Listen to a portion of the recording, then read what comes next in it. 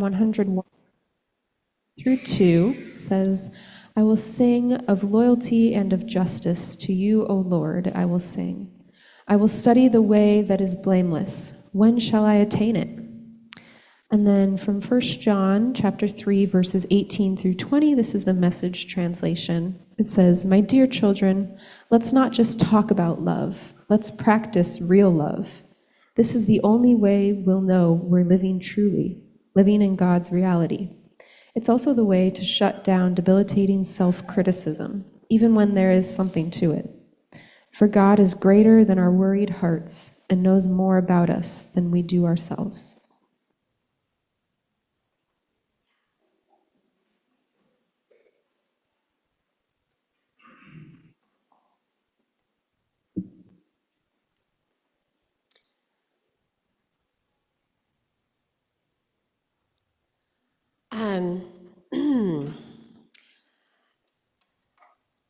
I'm trying to really smoothly introduce this person. I'm like, so hi, and I forgot to mention, this is Paul, and playing on the mandolin this morning, and we've been playing the music now for how long?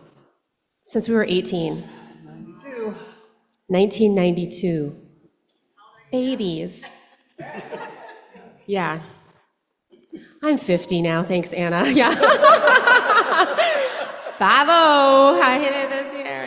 Yeah. So anyway, so it's just it truly is such a privilege and an honor to be here to share with you today. And I told Anna, I'm like, well, I really, I would love to just share music and stories this morning. So I don't have like a sermon prepared, but I have stories. You all have been reading through the book When God Became White. Yes? And so I wanted to share with you this morning about my own racial adoptee and spiritual awakening and how the white God that I grew up with became too small for my actual lived experience. And so I'm going to just kind of give you some stories and some excerpts. And the thing that I do, when I'm processing something, I create art and I write music. That's just the way that I process it. So when I don't have words, it's this. And it's emotions on a page. I tell people I see my purpose or what I do is I make the invisible visible. And so whether that is for me in ministry work, making God visible, how do we make an invisible God visible in the world through our lives? How do I make the emotions or the feelings them now visible on a canvas? Invisible stories. When there are words, I write songs. And so, that's what I'm going to do this morning, if that's okay. I have the microphone, so kind of. Yeah. And thank you, Anna, for allowing me, Pastor Anna, to do this. But so I'm a Korean American adoptee. And those three words, maybe 5 years ago, I wouldn't even strung those words together around my own identity, if I'm honest with you. It took me until my 40s, and I'm going to share with you a pretty big disruption that happened. But when I walk in my house, I'm just me. I'm Sunia. But the minute I walk outside of my door, and there are social categories, I am a Korean American adoptee. And my paperwork says that I was abandoned in Wonju, South Korea when I was just a few days old. My birth date, my birthplace, my parents are all unknown to me. And I have researched, I've sent for paperwork, I've done FOIA requests, I've done as much research as I can up to this moment to discover my beginnings. I was adopted when I was 5 months old to a working class family in Coon Rapids, Minnesota. Okay? Every once in a while that O comes out, so out, a boat. But grew up in Coon Rapids, a northern suburb of Minneapolis, and so it's a blue-collar neighborhood. I grew up going to church every moment it was open. If the doors were open, if there was an event happening, I was there. I remember crawling around the pews. I remember playing. I have memories of playing. I have the smell of the nursery. Like I can go back there. The memory is very powerful. I was a youth in the youth group, playing capture the flag in the middle of the night in the, sardines, yes, grew up in church culture. I was fortunate, I say fortunate, in that there was besides my younger brother, who's not biologically related to me, but also adopted from Korea, there was one other Korean adoptee at my church. And so there were 3 of us, which I did not know any growing up in my elementary school, middle school, or high school. And so it was a treasure to have one other Korean adoptee that I grew up with. But I started going to, I grew up in church, and then I started playing piano in church when I was in 7th grade. They didn't have a piano player, they had an organist, so it was the organist who was in her 50s. See, it sounded old then. Now I'm 50, it's not that old. She was so young and vibrant and alive, like just coming into herself. Sherry Lane, I love you. And so she invited me, a little 7th grader, and we'd have hymns sing on Sunday night, and we'd call out the number, and I'd open it up, and I'd just play, and that's where I learned to play music and participate in church-related stuff. So I grew up in that culture. I was, like I said, a handful of I was just one of maybe a few non-white students in my whole upbringing. I went to a high school of about 2,200 people, and there were maybe a dozen of us in my school. My dad, in fact, I always joke, because my adopted dad is a second-gen Finn. So I actually grew up speaking more Finnish, eating Finnish food, and every Saturday night we had sauna, other than a sauna, but sauna, right? And so I grew up thinking I was Finnish. In fact, I remember telling my teachers, like, I'm Finnish. They'd be like, what's your, and I'm like, I'm Finnish. And so when I was little, it was super cute. Oh, little Finnish girl, But as I got older, it became a little more problematic because I actually did not know who I was or where I came from. But always in my body, I felt like I didn't belong. I never felt, it never felt quite right, but I felt like I could kind of fit in. And then what I learned was that the more and more that I could kind of fit in, AKA also accommodation, assimilation, the more that I accommodated to whiteness, the more that if I permed my hair, and if I wore blue eyeshadow, and Guess jeans, Forenza sweaters, the more that I could fit into that, the more that I felt kind of a sense of belonging. But there was always something inside of me that didn't quite feel like I fit in. But I had, honestly, because decades of this practice of fitting in, I had actually internalized this story so much, I believed that I was a white person. Now, this might seem ridiculous, but I tell this story. Paul was there. We were at a gospel music event, showcase, festival, okay? Thousands of people in the room who appreciate gospel music, which in Minneapolis, which is a bunch of Black and African-American folks in the room. We're in the front row getting ready. I'm singing background vocals for my friend Ira. Paul's going to play guitar. We're sitting in the front row ready to go on, and I'm looking around the room, and I lean over to him, and I say, dude, we're the only white people in the room. He's like, you're Korean, right? And I'm like, oh, ha, ha, ha, ha, ha, and I just kept it moving. But that is how internalized and how, that just gives you an idea of how internalized that was for me.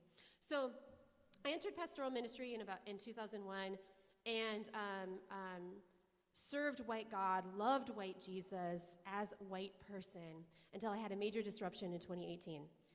I was sitting over at Sunnyside United Methodist Church. I got a text message from one of our young adults who was a volunteer in my congregation, and she said, I can't be there on Sunday because my dad died. I was like, your dad died? He's like 48. He's like, what? So I call her mom, and one of our congregants and my neighbor, a friend of ours, his youngest daughter, my oldest daughter, started kindergarten together. Jason Washington, Black man in my neighborhood, was shot and killed at Portland State University in 2008 by campus security. And I got that, I think it was a Friday, and I remember, getting ready for a Sunday worship gathering, what is there to say? What do I have to say about this? What is there to be done? I can't sing How Great Thou Art right now. You know what I mean? These scriptures, these verses, everything that has built up to this moment doesn't quite, this God, this experience that I've had was not expansive, was not big enough to contain what for me had been stories that happened over there. That happened in Detroit. That happened in Chicago. That happened not in my own neighborhood, not to someone in my own congregation. What do we do? What do we sing? What do we say? What does an Asian American pastor, female person have to say in this moment about a black man getting shot by white cops in her city?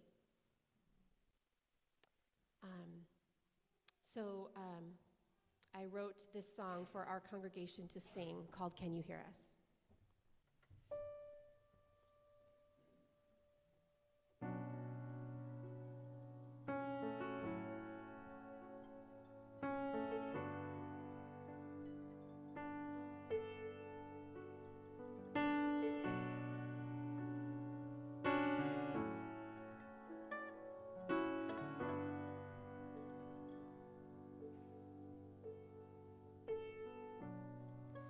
We feel alone, we are afraid. Have we gone too far to be saved? Is this your love chasing us down? We've heard what is lost one day will be found. Can you hear us? Can you hear us? Can you hear us when we cry? Can you hear us? Can you hear us? Can you hear us when we sigh?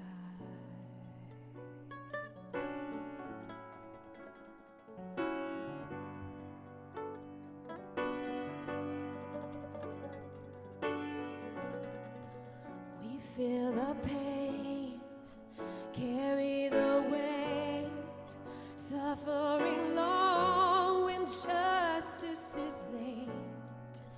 We will not bend, though we can't see the end, 'cause we've heard your love will never fade. We've heard of your love. Can you hear us? Can you hear us? Can you hear us? Can you hear us when we cry? Can you hear us? Can you hear us? Can you hear us when we sigh?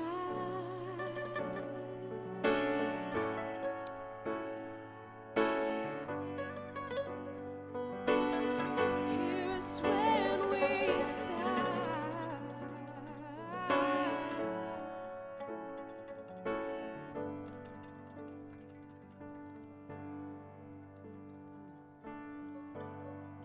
Together we sing, together we breathe, together we walk through suffering. Together we fall, together we rise, hearts and minds be unified. Together we sing, together we breathe, together we walk through suffering. Together we fall, together we rise, hearts and minds be unified, be unified, be unified.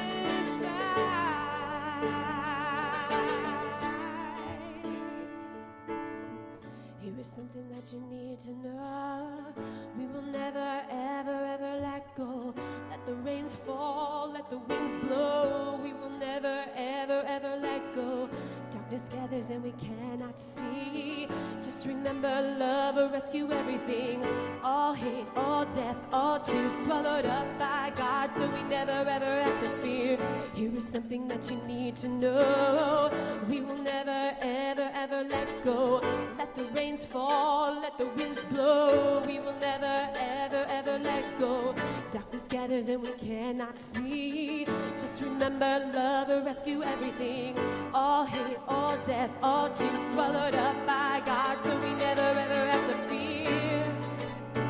No, never have to fear. Never have to fear.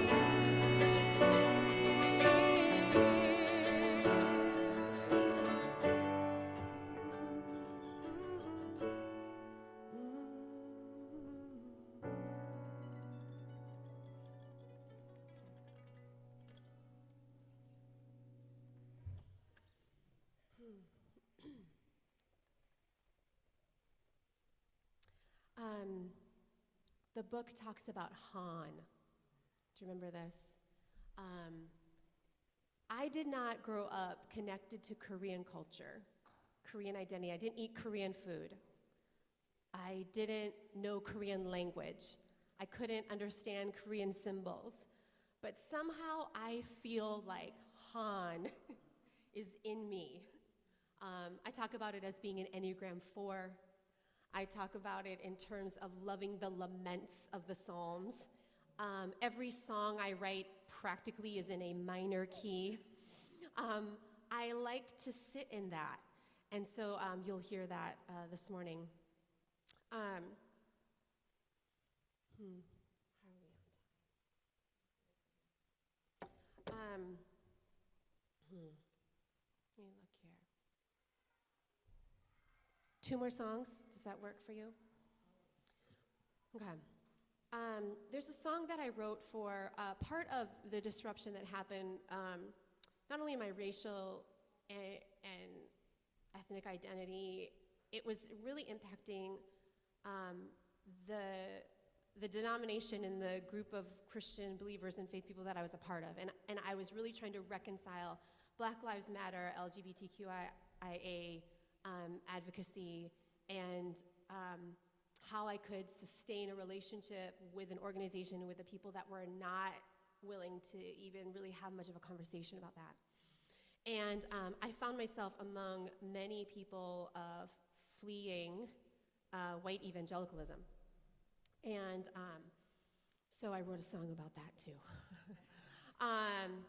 And like most songs, this is what I love about laments. I love about laments of the Psalms is that they say the real thing.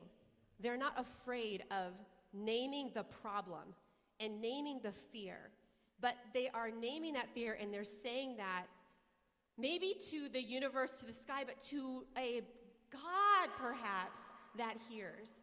And in that in and of itself is the hope. Like that's that thin little string that connects us at times when all else seems lost and hopeless and meaningless and doesn't make sense. And so this song, Save Us, is that. It's a lament, but you'll hear at the end a bit of Psalm 139, which is one of my favorite psalms.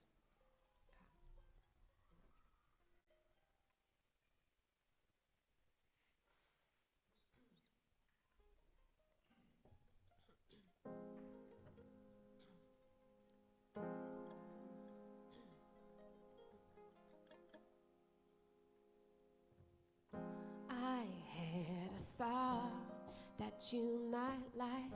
I had an idea that could have taken flight, but I lost it above in the clouds. I can't bring it down, no, I can't hold it down. We thought we had made it, we thought we had won, we thought we had crossed the Jordan, but the storms kept on coming. I know that we walked on dry land, but we're drowning again. And oh, how our bodies are weary. Oh, how our hearts are so lonely. And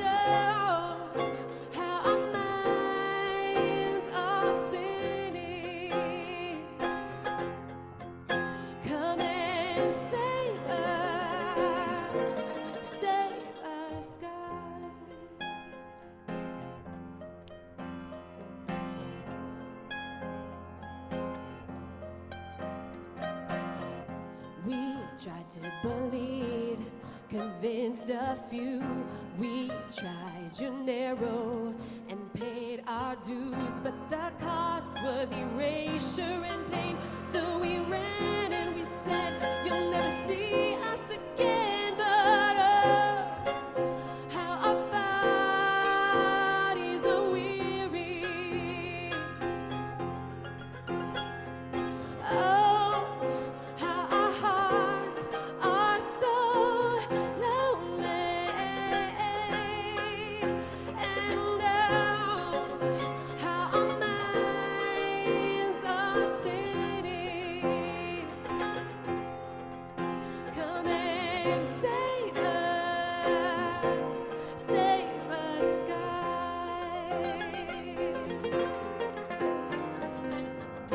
Is there a height you won't climb, or a depth that you won't sink to? Is there a place where we could hide?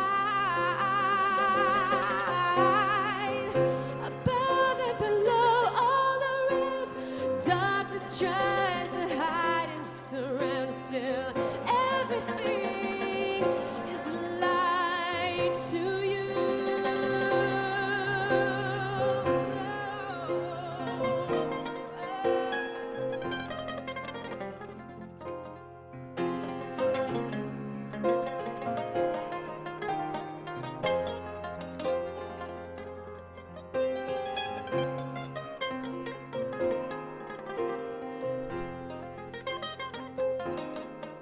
Come and save us,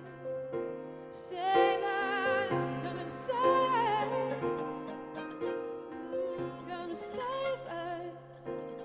save us, God.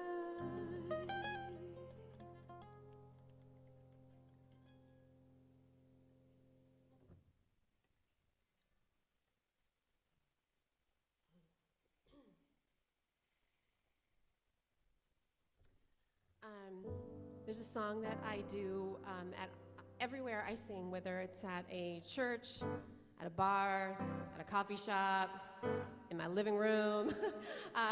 This is the song, and I wrote it for a difficult time in my life. I was living in St. Charles, Missouri. I felt like God trapped me there. He tricked me and trapped me in St. Charles, Missouri. I was mad about it. And every night I went to this coffee shop called the Crooked Tree, and we would play Scrabble. And remember, we could drink coffee on the Scrabble, and then we tried to clean it up, and we cleaned off all the letters, like all that we didn't know. Anyway, we ruined Scrabble for them. But I wrote this song for the barista. His name was Matt, and he was the first biracial a baby adopted in his county in Missouri, where he grew up. And I was not quite awakened to my own story in that moment, but I wrote this song for him called What About Love, and this will be the last one that I share with you today. Besides this stuff that I do, the art and the music, there are two organizations that I started. One is the Future Changemakers, which is leadership development, mostly for BIPOC. Is that on there? Yeah. And then also Amidja, which is a nonprofit that supports courageous conversations and collective action for adoptees, for Asian adoptees. And that work is really, really important to me right now. There's a lot of disruption in the adoptee world in this moment. If you want to learn more about that, Frontline and AP just did a documentary that was released last Friday on widespread fraud and misinformation, trafficking, kidnapping. I can't tell you the degree of disruption that is happening for so many of the people that I care about right now and love. But I mentioned that just to give you a little more of what I do and what I care about. But this song is called What About Love, and I may ask you to sing a little bit at the end. We'll see. It's not minor, so we'll leave it on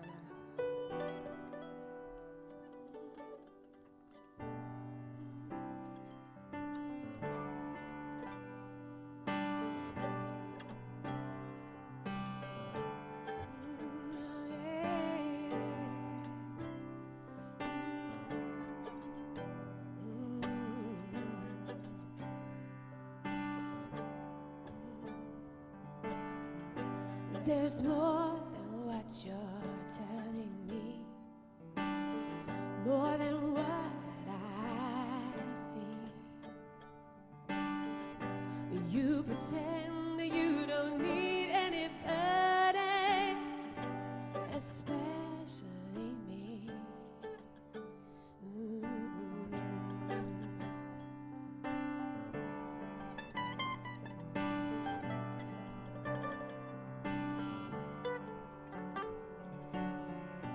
You believe you're the only one, but we're all the same. Behind the glitter and the bright lights, we're all in pain. What about love? What about love?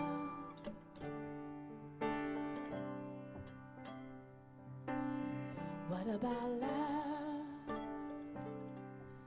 What about love?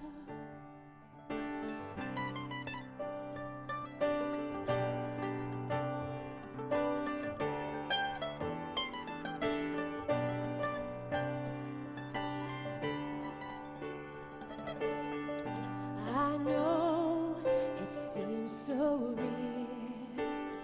Does it make it true? Oh, we need each other if we are gonna make it through. What about love? Don't we need love? What about love? Don't we need love? What about love? Don't we need love? What about love? Don't we need love? Standing all alone, staring at my phone, not even knowing what I'm looking for. Waiting in line all this time, don't remember how I got here. Walking down the street, never letting eyes meet, wondering why I was so lonely. Why am I alive? Screaming inside. Is somebody listening? Is somebody listening? Is anybody listening? Is somebody listening?